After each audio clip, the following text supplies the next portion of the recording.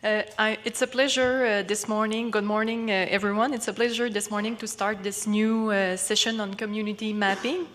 So through case studies, I will show how it's possible to assess at a regional or a community scale some basic engineering parameters, such as temperature, permafrost temperature, whoops, I will go back.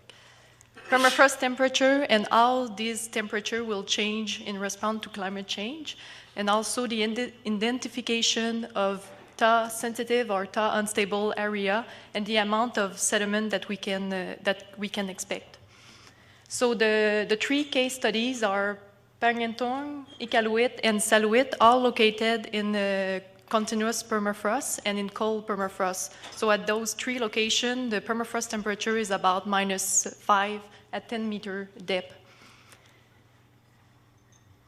We saw yesterday a good example of INSAR mapping in the presentation and in the poster session. So you already know that INSAR is used to detect very small amount of ground surface displacement. If the satellite acquisition is done during summertime, then the displacement can be translated into TA sediment. It was done in Pangatong and Iqaluit for the summer 2011. The satellite used is RadarSat-2, and the pixel resolution is about 1.5 meter by 1.5 meter. The displacement here is shown as the displacement is separated in different categories, shown by the different color. One of the first things that we can see is how well the displacement pattern agree with the superficial geology. So the map that you have here on the bottom. So for example, the stable ground in blue in the map are often associated with bedrock or coarse material. A good example in Pang is the blue triangular shape here and correspond to an alluvial fan. So the alluvial fan is made of boulder, gravel, and coarse sediment with little ice content. For Iqaluit, it is the same observation. So we have a good demarcation between the bedrock unit and the marine sediment. So the marine sediment are in blue and the bedrock in pink. So marine sediment are fine granite sediment, which are more likely to be ice-rich and thus susceptible. An example of here in Pangatong of a permafrost ice-rich core associated with high displacement. A second thing that we can see from the INSAR is how well an embankment can create a more stable ground or more stable environment around an infrastructure. A good example is the huge embankment just in front of the water reservoir in Pang.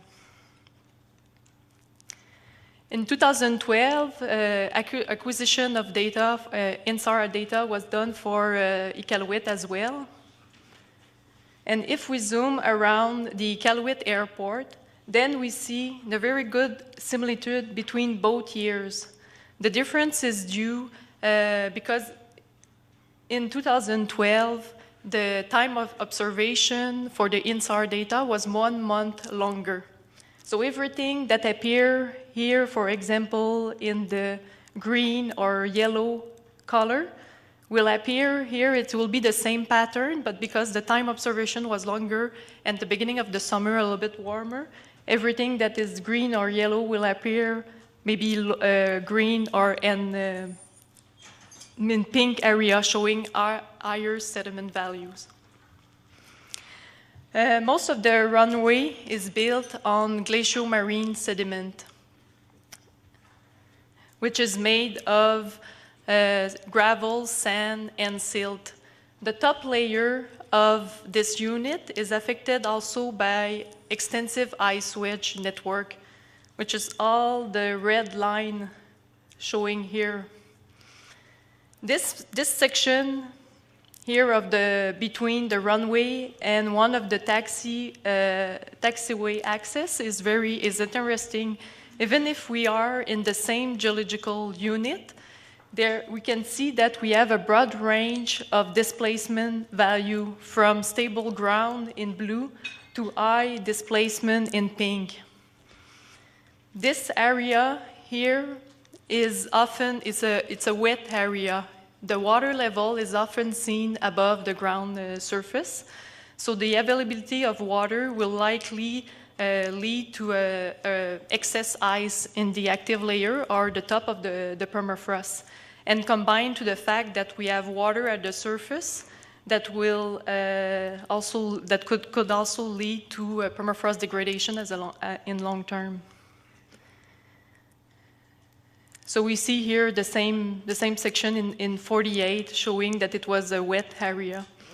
This part here, it's in yellow, is also interesting because we see that it's also a wet area here. In fact, it was a small pond here. But somewhere before 1995, fill material was put in place to concentrate the drainage channel.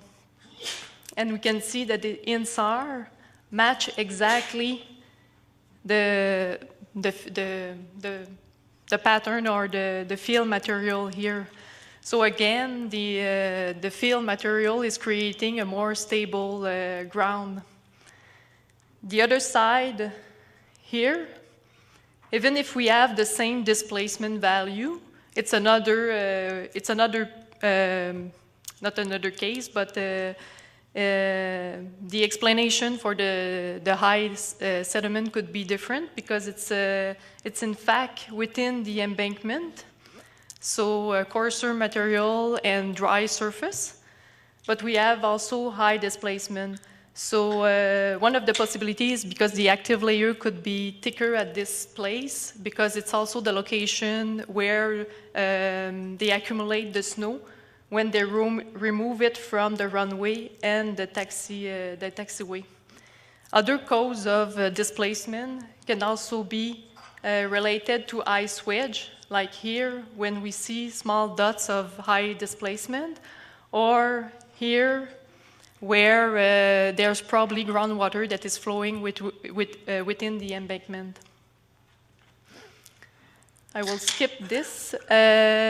One question that is often raised when we talk about seasonal displacement based on INSAR is, can we use this kind of map to assess the long-term instability of permafrost?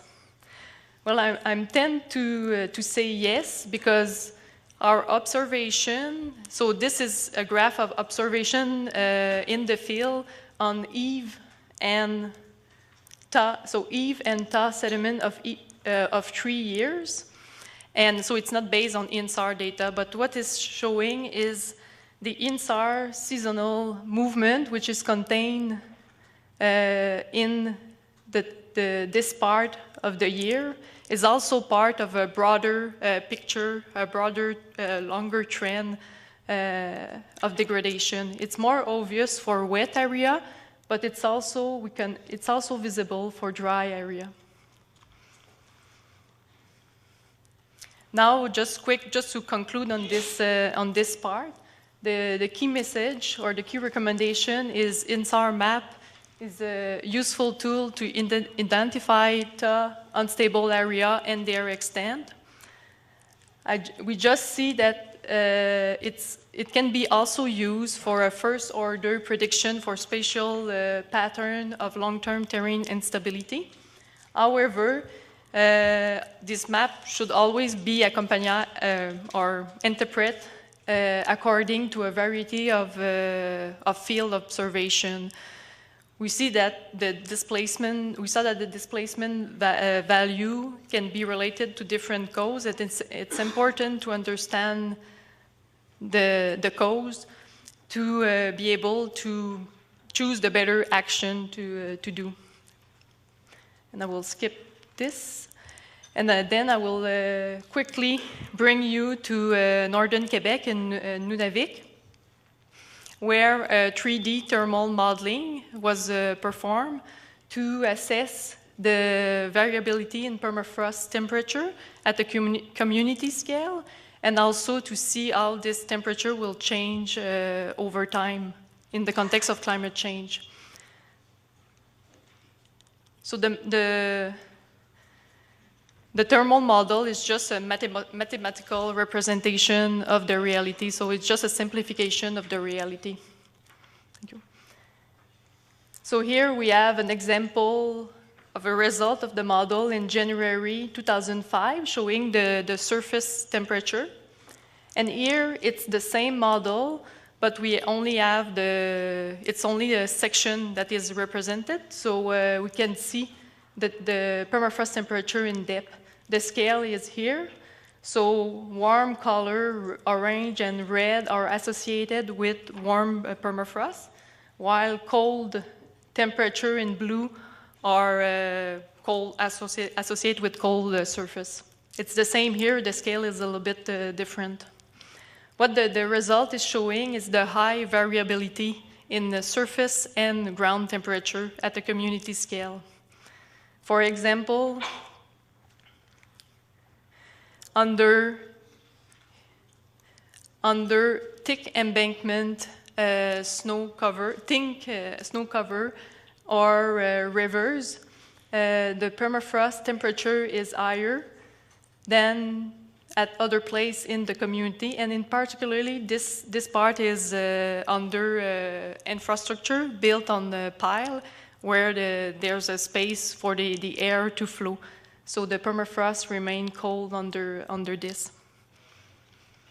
If we add on top climate change scenario, then we will see that both the surface temperature and the permafrost temperature will increase, but the increase will not be uniform in space.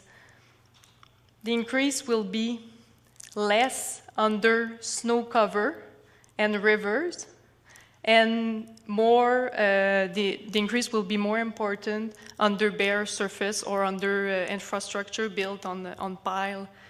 Yeah. So the key message for this part is it was not necessarily to say that a 3D model needs to be done for every community in the north, but more to highlight the high variability in ground temperature at the community scale.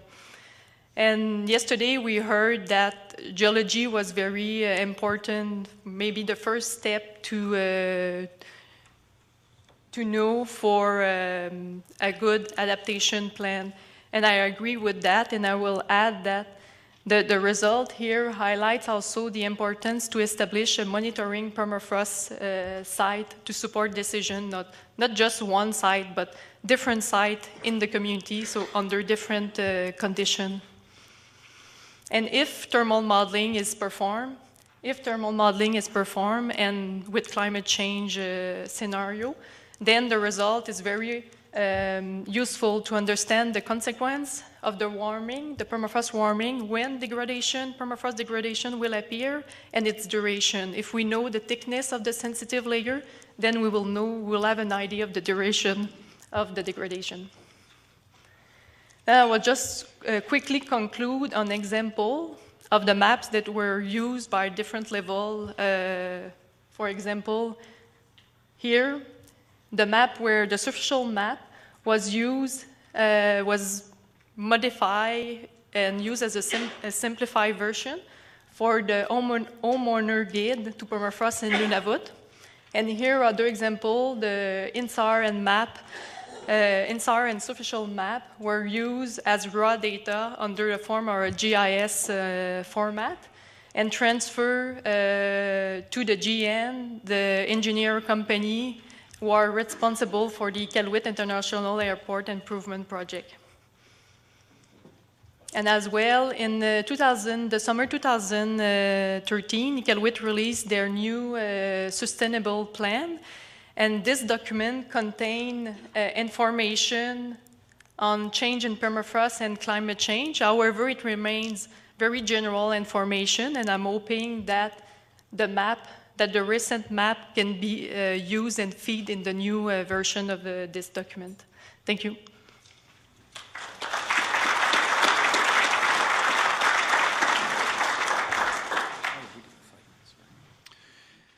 I think we have time for one or two questions. And again, I would ask the questioner to step up to one of the microphones.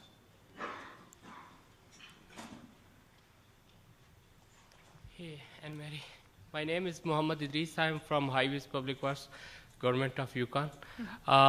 We talk about this in SAR and to measure the vertical displacement. Can we use in SAR to measure the horizontal displacement, especially in the area where there is a landslide and in the permafrost area where the embankment is spreading in that case? Yeah, I believe it's possible. What I show here in SAR is it's a complicated thing, but the radar signal can be sent from one side or another side. And if you combine, so the result that I showed today was just like one side. The incident angle, so you have an incident angle and then you translate it to vertical subsidence. But if you have two ways of looking, then you can combine and separate between the horizontal and vertical movement.